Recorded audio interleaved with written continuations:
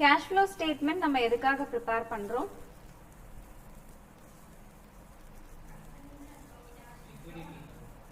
நம்மளோட liquidity எவ்வளோ இருக்குன்னு சொல்லி அதை தெரிஞ்சுக்கிறதுக்காக. Then cash ஓட inflow and outflow எந்த லெவல்ல இருக்கு, அந்த enterpriseக்கு cash generate பண்ற ability இருக்கா இல்லையா, அதை அவங்க எப்படி utilize பண்ணிக்கிறாங்கன்னு இதை தெரிஞ்சுக்கிறதுக்காக இந்த ஸ்டேட்மெண்ட் நம்ம தனியா prepare பண்றோம். So அந்த கம்பெனியோட liquidity position assess பண்றதுக்கு ஹெல்ப் பண்ணுது. Then இதுக்கு தனியா நம்மளுக்கு AS தனியா இருக்கு, AS3. எப்பயுமே cash flow statement prepare பண்ணும்போது AS3 ஃபார்மேட்ல தான் நம்ம prepare பண்ணணும், மற்ற எந்த ஃபார்மேட்டும் யூஸ் பண்ண கூடாது. இதே இந்த AS கொடுத்திருந்தா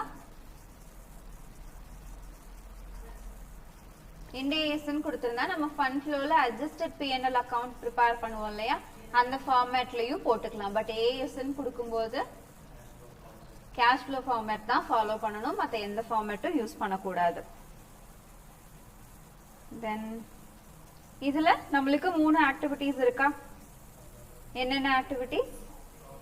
operating activity, investing activity, financing activity. Okay, so அதுல கொடுத்திருக்கிறது சொல்லலாமா? First, issued equity shares, financing activity. Then bonus shares issued, financing.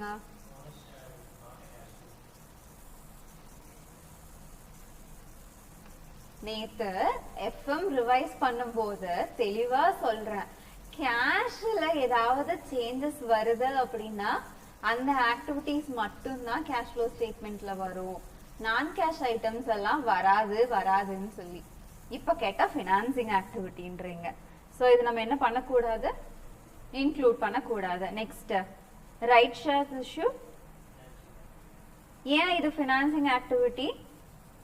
இந்த இடத்துல நம்ம என்ன பண்ணுவோம், ஷேர்ஸ் டிஸ்கவுண்டட் பிரைஸ்ல இஷ்யூ பண்ணுவோம். சோ இதுக்கு கன்சிடரேஷன் இருக்கு, அதனால இதை நம்ம இன்க்ளூட் பண்ணிக்கலாம். Next, purchased 90% of shares of subsidiary company.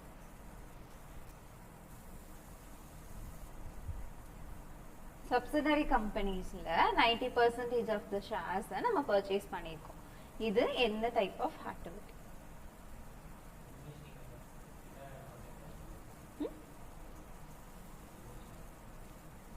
நம்ம என்ன பண்றோம் இந்த இடத்துல, அந்த ஷேர்ஸ்ல இன்வெஸ்ட் பண்றோம், கரெக்டா? அப்ப இது எங்க காமிக்கணும், இன்வெஸ்டிங் ஆக்டிவிட்டீஸ்ல. சேம் இதுல இன்னொரு கன்ஃபியூஷன் வரும்ல, டிவிடெண்ட் பெய்டு, தென் டிவிடெண்ட் ரிசீவ்ட். எங்க காமிப்போம்?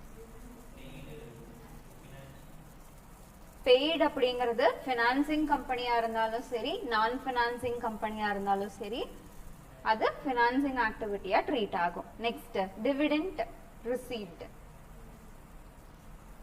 Investing activity for non financing companies. Financing கம்பெனிஸ்ல ஆப்ரேட்டிங் ஆக்டிவிட்டியா ட்ரீட் ஆகும். சேம் இதே மாதிரி தான் இன்ட்ரெஸ்ட் பெய்டும் இன்ட்ரெஸ்ட் ரிசீவ்டும். சரியா? Okay. Next, dividend received from subsidiaries. ஏன்னா நான் இன்வெஸ்ட் பண்ணதுனால தான் எனக்கு என்ன ஆகுது, dividend வருது. Next, dividend received from investment in other company. Okay. Next, payment of license, payment of license fees.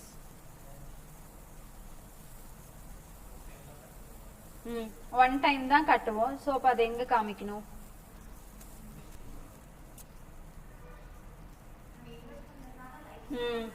இப்போ ஒரு பிசினஸ் நீங்க ஸ்டார்ட் பண்றீங்க, சரியா?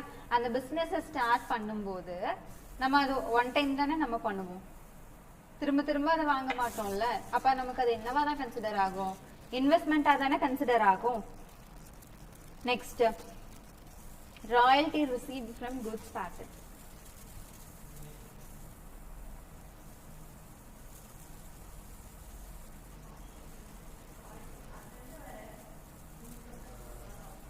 இன்கம் நமக்கு ரெகுலரா வரும். நல்லா கன்ஃபியூஸ் ஆகுங்க. சோ இது நம்ம எங்க காமிப்போம்? இது நமக்கு ரெகுலரா ரிசீவ் ஆகிறதுனால ஆபரேட்டிங் ஆக்டிவிட்டில காமிப்போம். Next rent received from the let out of free space.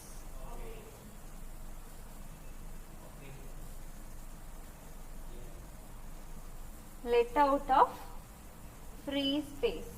அந்த லேண்ட்ல நான் இன்வெஸ்ட் பண்ணிருக்கேன். அந்த லேண்ட நான் என்ன பண்றேன்? ரெண்ட்டுக்கு கொடுக்கறேன். அப்ப அதுல இருந்து வர்றது அப்புறம் next interest received of loans to Y limited.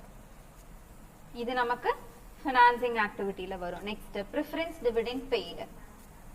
Financing activity. ஒரு நிமிஷம் இத கொஞ்சம் நல்லா படிங்க. Interest received on loan to Y limited.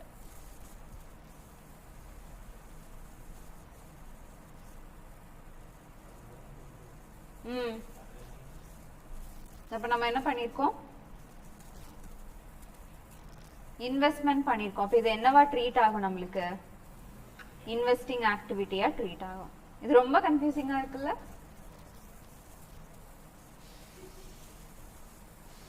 Okay. Next interest paid on security deposit. ஏன் ஃபினான்சிங்? இன்ட்ரெஸ்ட் பே பண்ணது எப்பவுமே நம்ம எங்க தான் காமிப்போம்? ஃபினான்சிங் ஆக்டிவிட்டில காமிப்போம். Next acquire the assets of the company through the issue of equity shares. Not a cash flow. Next purchase of goodwill.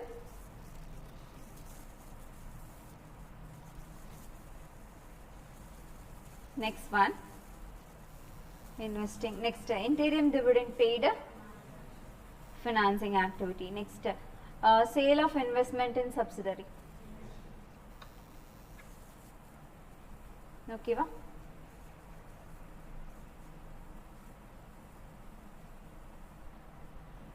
Next இதுல நம்ம மெயினா பார்க்க வேண்டியது ஃபார்மேட். எப்பவுமே என்ன பண்ணுவோம்? ஃபர்ஸ்ட் எடுத்த உடனே ஆபரேட்டிங் ஆக்டிவிட்டீஸ் எழுதிட்டு அதுல ரெசிப்ட்ஸ் ஆட் பண்ணுவோம். தென் எக்ஸ்பென்சஸ் எல்லாத்தையுமே மைனஸ் பண்ணுவோம். சேம் இதே மாதிரி இன்வெஸ்டிங் ஆக்டிவிட்டீஸ்ல சேல்ஸ் எல்லாமே ஆட் பண்ணணும். பர்ச்சேஸ் எல்லாத்தையுமே மைனஸ் பண்ணணும். சேம் இதே மாதிரி நமக்கு ஏதாவது கெயின் இருக்கு, எக்ஸ்ட்ரா நம்ம ஏதாவது இன்கம் ரிசீவ் பண்ணிருக்கோம்னா அந்த இன்கம் நம்ம என்ன பண்ணுவோம்? ஆட் பண்ணுவோம். இதுக்கு அடுத்து ஃபினான்சிங் ஆக்டிவிட்டி. இதுல நமக்கு கேஷ் இன்ஃப்ளோவா இருந்துச்சு அப்படின்னா ஆட் பண்ணுவோம். நம்ம வெளியே பே பண்ணியிருக்கோம் அப்படின்னா மைனஸ் பண்ணுவோம். ஸோ இதுதான் அதோட சிம்பிள் ஃபார்மேட். இது எப்படி ஞாபகம் வச்சுக்கலாமா? தென் ஆப்ரேட்டிங் ஆக்டிவிட்டீஸ் நம்ம பார்க்கும்போது இன்டைரக்ட் மெத்தட்ல என்னென்ன ஐட்டம்ஸ் எல்லாம் ஆட் பண்ணுவோம்? அட்ஜஸ்டட் P&L அக்கவுண்ட் போடுவோம் இல்லையா? ஸோ அதில் என்னென்ன ஆட் பண்ணுவோம்? ஃபர்ஸ்ட் எடுத்த உடனே நெட் ப்ராஃபிட். இதுக்கு கீழே டெப்ரிசியேஷன், இன்ட்ரெஸ்ட் பெய்டு, தென் ஃபாரின் எக்ஸ்சேஞ்ச்னால ஏதாவது லாசஸ் வந்திருக்கா, அசட் சேல் பண்ணதுனால வந்த லாசஸ், இது எல்லாத்தையுமே ஆட் பண்ணுவோம். Then profit on sale of asset minus பண்ணுவோம். Then interest earned, dividend earned, profit, இது எல்லாத்தையுமே மைனஸ் பண்ணிக்கணும். இதுக்கு அடுத்து ஒர்க்கிங் கேபிட்டல் சேஞ்சஸ். இந்த ஒர்க்கிங் கேபிட்டல் சேஞ்சஸ்ல நம்மளோட liabilities வந்துட்டு இன்க்ரீஸ் ஆச்சு, தென் கரண்ட் அசட்ஸ் டிக்ரீஸ் ஆச்சு அப்படின்னா ஆட் பண்ணணும். இந்த ஒன்னை மட்டும் ஞாபகம் வச்சுட்டா இதுக்கு அப்படியே ஆப்போசிட்டா நம்ம எழுதிக்கலாம். ஓகே, இதெல்லாம் பண்ணி முடிச்சுட்டு ஃபைனலா தான் நம்ம என்ன பண்ணணும்? இன்கம் டாக்ஸ் பே பண்ணது லெஸ் பண்ணணும். இதுக்கு அடுத்தது ஏதாவது டிசாஸ்டர் செட்டில்மெண்ட் வந்திருக்கு அப்படின்னா அது நமக்கு inflow. So we have to add. So இது எல்லாத்தையுமே ஆட் பண்ணோம் அப்படின்னா நமக்கு ஃபைனலா net cash flow from operating activity என்னங்கிறது கிடைக்கும். இதுக்கப்புறமா இன்வெஸ்டிங் ஆக்டிவிட்டி. இதுலலாம் பெருசா நமக்கு எந்த ஒரு கன்ஃபியூஷனும் வராது இல்லையா? சம் போயிடலாமா? வேணாம்.